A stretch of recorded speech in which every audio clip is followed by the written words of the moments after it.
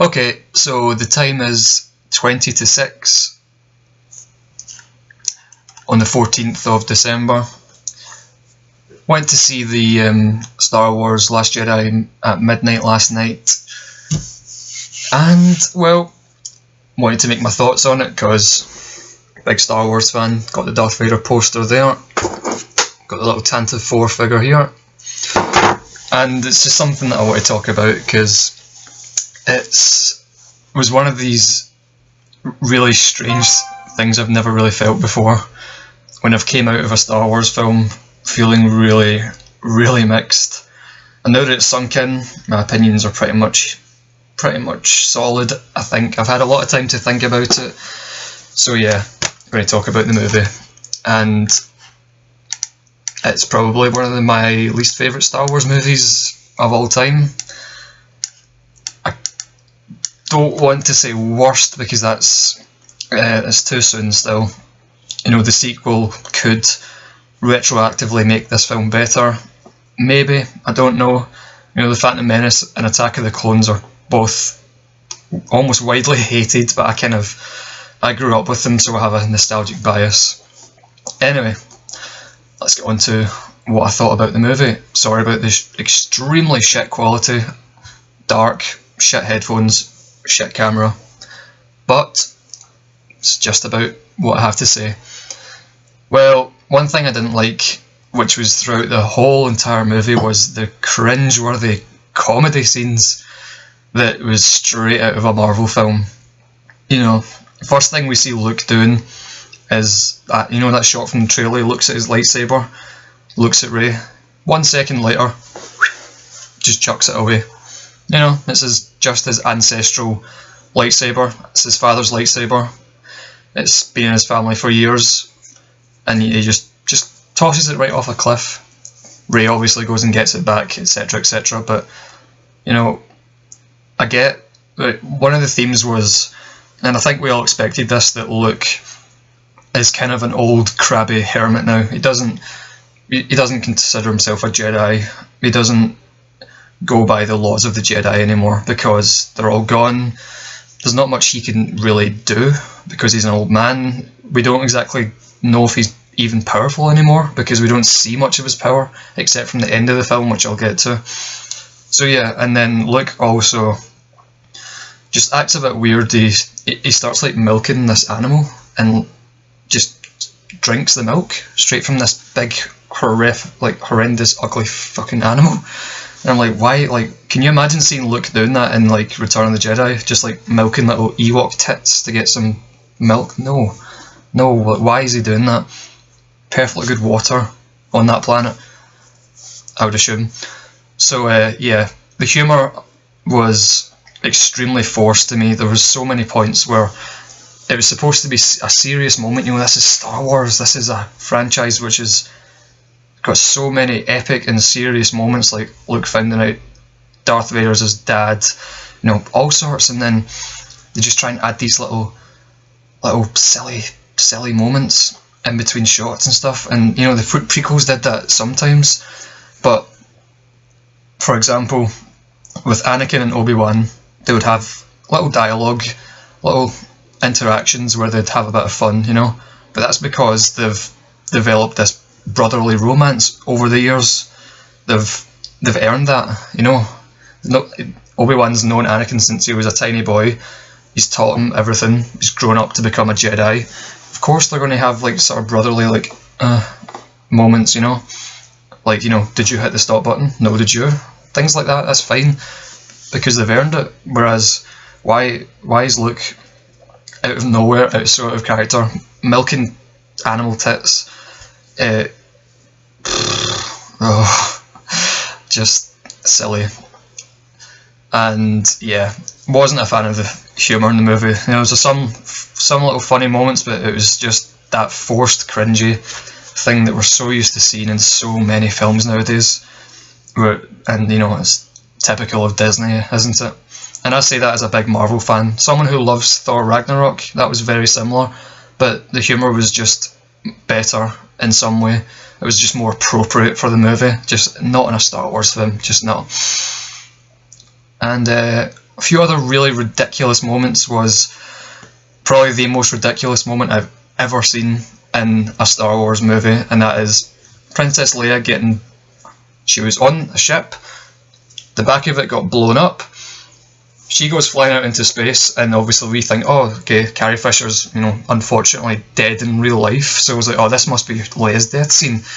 And it's got a really beautiful shot of her, just soaring through space, then all of a sudden her hand twitches a little bit, and she just Supermans herself back to the ship somehow. She reaches her arm out with her eyes closed and somehow uses the Force, I guess, to just fly through space back into the ship. And she's in, I guess, a coma, or she's unconscious, but she's fine later on in the film.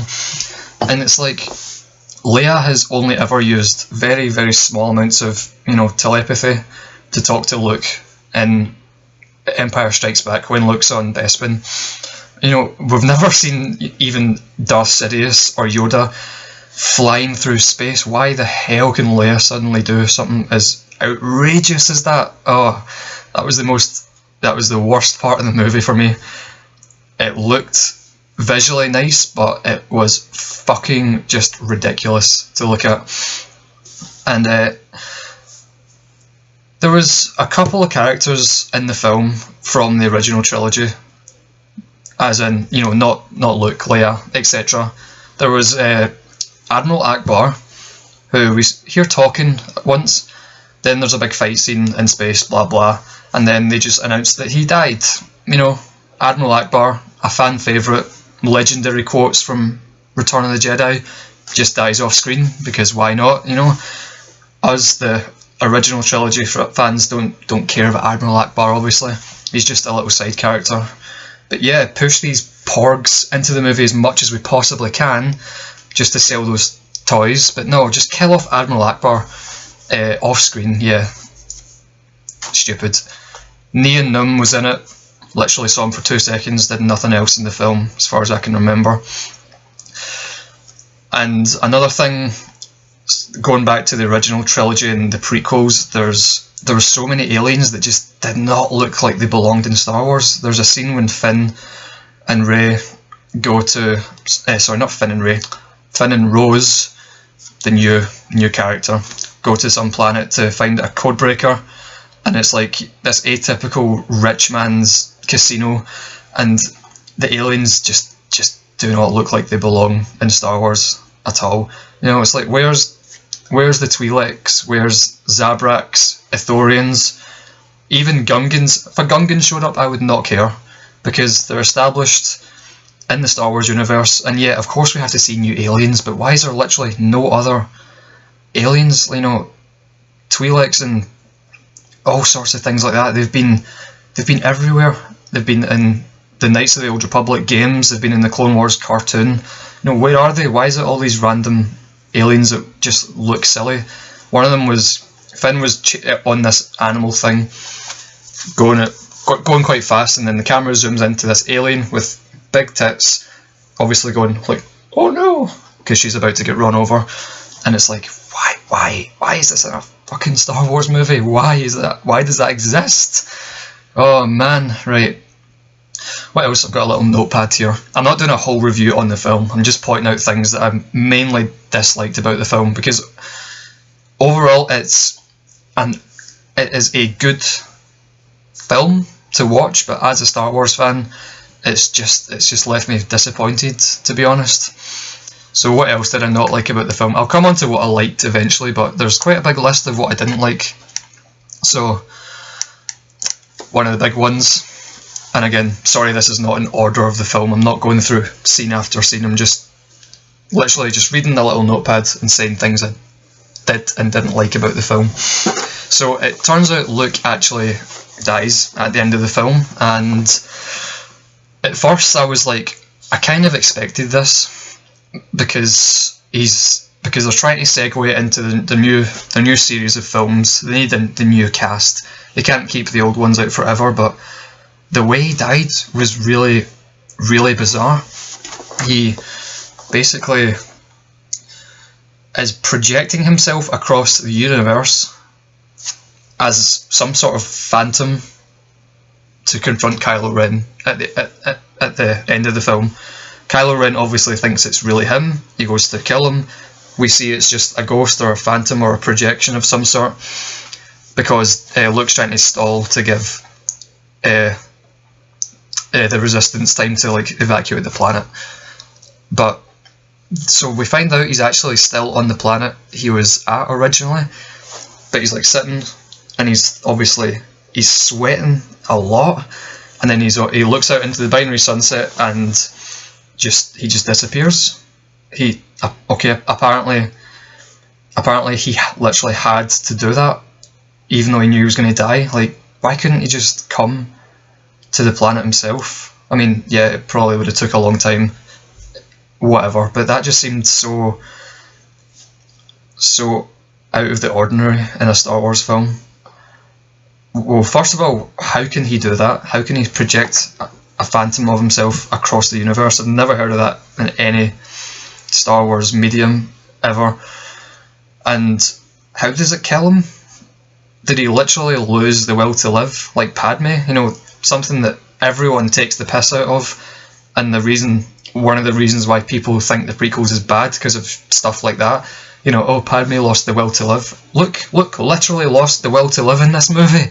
You know, he's one of the most powerful Jedi of all time, the main character of basically the Star Wars franchise, and he died because he was old and tired, and he tried too hard with the Force. It was very confusing. If people disagree, comment, tell me I'm wrong. I'd love to be wrong, because then I can maybe think, oh yeah, that makes sense. It might make the film a bit better for me, and honestly, I want that. You know? What else have I got here? Okay, so Snoke, the big bad of what we thought was going to be of the trilogy. We get to see him does some really, powerful force on Rey at one point. Lifts her up, tortures her, the usual crap that Sith do, and then Kylo Ren goes to pretend to kill Rey with his lightsaber, but Rey's lightsaber is like next to Snoke or something like that, and then so Kylo Ren actually uses the Force to ignite the lightsaber and kill Snoke, and it's like, okay, Snoke's dead. Who exactly is Snoke? How did he come into power? We'll probably won't know. He was just there just to be the mentor of Kylo Ren. And it's like, I like the fact, I did like the twist in a sense, because it didn't mean that he was just going to be the Emperor 2.0, except more powerful, more ancient, more filled with the dark side, because that would have just been dull. What's the point? But at the same time, I'd loved a bit more backstory on how he actually rose to power, because he's obviously a powerful man. He's got a whole legion of people following him, Hux, Kylo Ren, all the First Order. How did this man come to power? You could say the same about the Emperor, but then we got the prequels to tell us how he came to power. I highly doubt they're going to make a prequel trilogy to tell us how Snoke came to power. It's just not going to happen, so I don't know, man. I don't know. I'm quite mixed on it, personally. Yoda appears to Luke. Luke's about to burn the Temple of Archives or something. Yoda appears, and obviously Yoda's a fan favourite. Everyone loves Yoda. They went for the puppet look, which looks really, really weird to me. Like, it did not look... His face just kind of looked really paralysed and wasn't moving properly.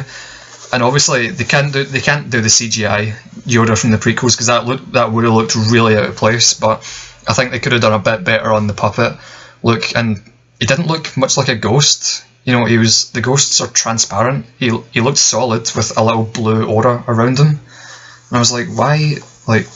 And yeah, he taps Luke on the head with a stick, and Luke feels it. So I'm like, okay, our force ghosts now able to, actually exist? Are they solid matter now? Like, again, I just get the feeling that the director and the writer didn't, I think that's the same person. I just don't think he really did as much research as he could. He wants to make his own trilogy, his own story, but with a franchise like Star Wars, the biggest media franchise of all time, you cannot insult the fan base like that. You can't, because it takes us right out of the film when we've previously seen Force ghosts, transparent, not being able to interact with solid matter, because it becomes a plot hole. It's like, okay, so why can Force Ghost Yoda now touch Luke? It makes no sense. A few other points here. Rose, the new character, didn't find her very interesting at all. Her and Finn went on probably the most pointless side quest in movie history, in my opinion.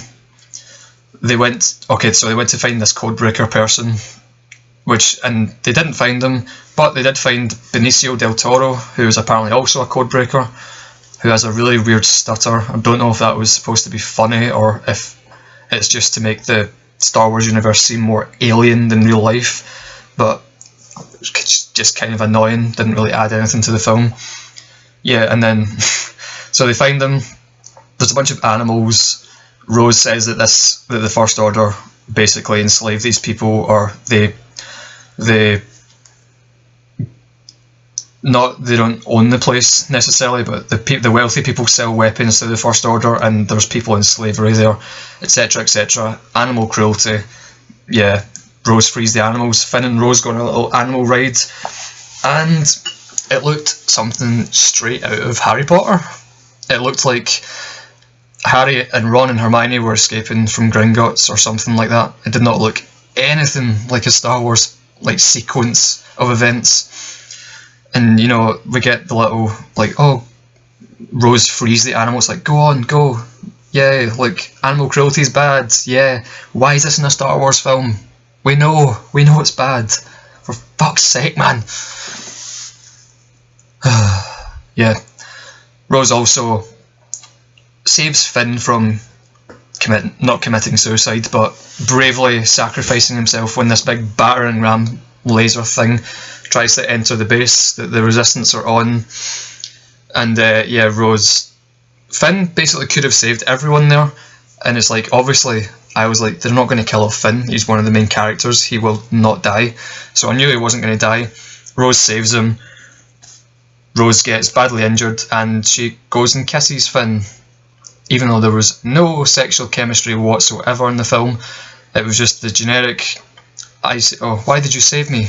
Oh, because I love you. They didn't say those exact words, but you get the point. Kisses him. I'm guessing she's still alive. She'll probably appear in the next one. Hopefully she's better. I don't want to rag on the actress too much. I've nothing against her whatsoever. She's probably a great actress. I just wasn't a fan of her character or anything Finn did in this film, because I love Finn. I do think he's a good character, but it was just pointless in this film. Which leads me on to my next point. Captain Phasma.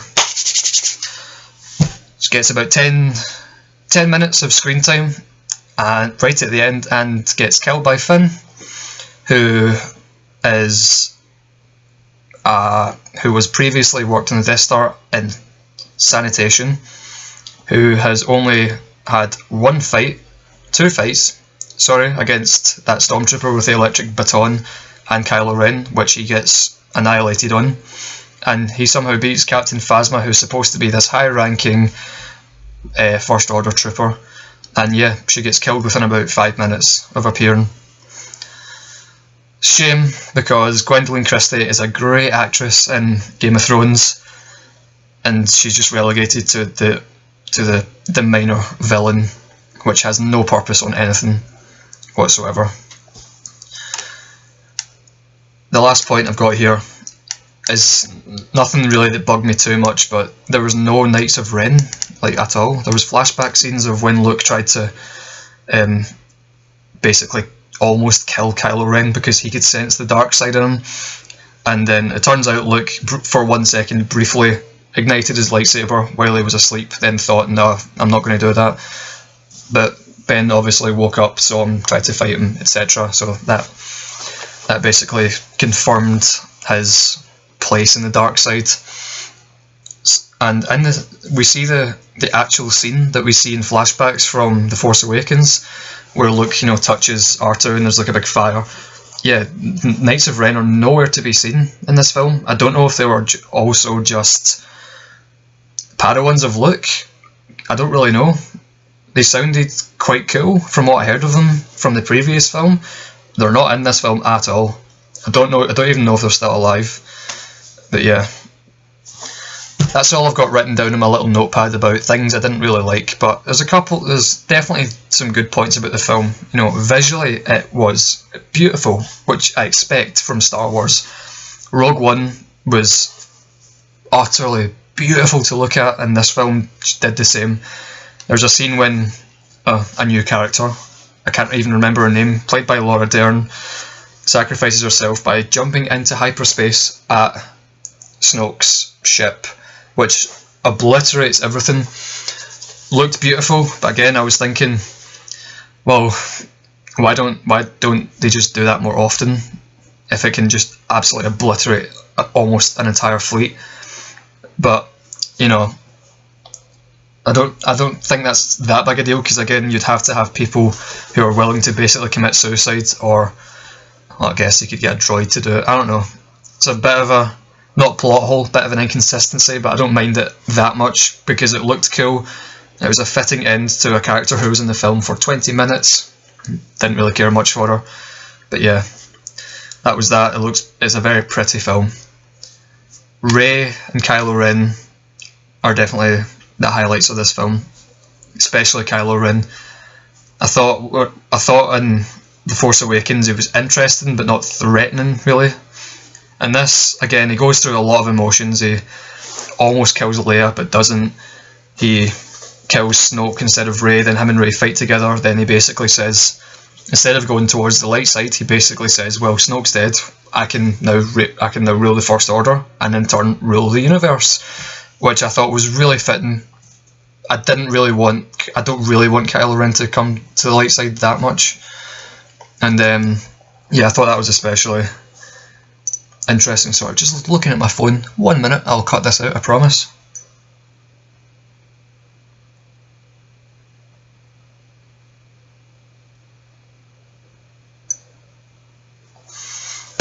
Sorry about that.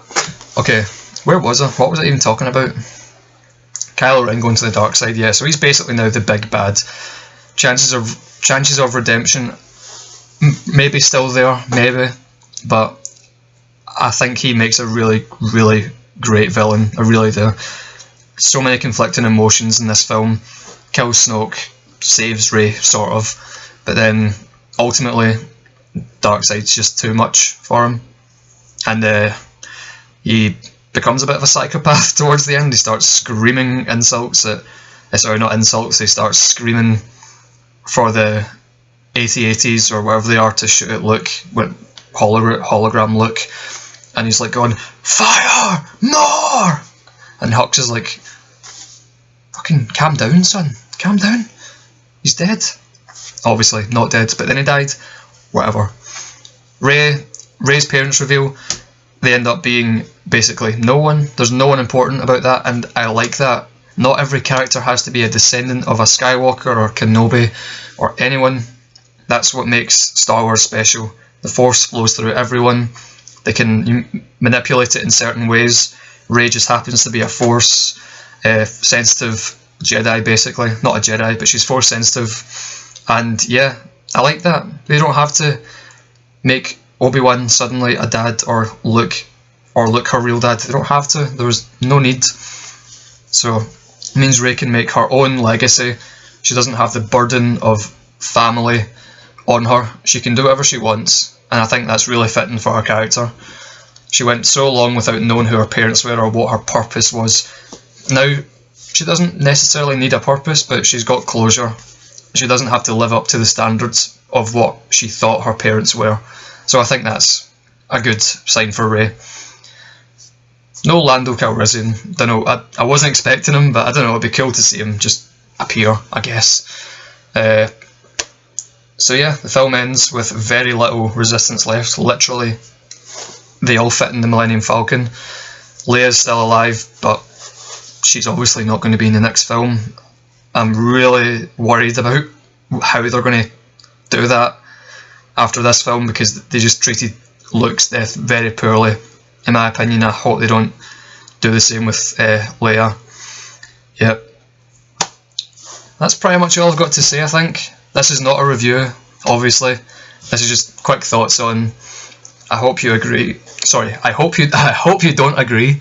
I hope you can please tell me why I'm wrong and why I'm an idiot for thinking these things. But yeah, the film was ultimately disappointing as a Star Wars fan. It's a good movie. It's just not a great Star Wars movie, in my opinion. So, thanks very much for listening. This is the worst looking video you'll probably ever see in your life, but hey, I don't have much else hardware wise right now, so sorry. Anyway guys, thank you very much. Bye bye.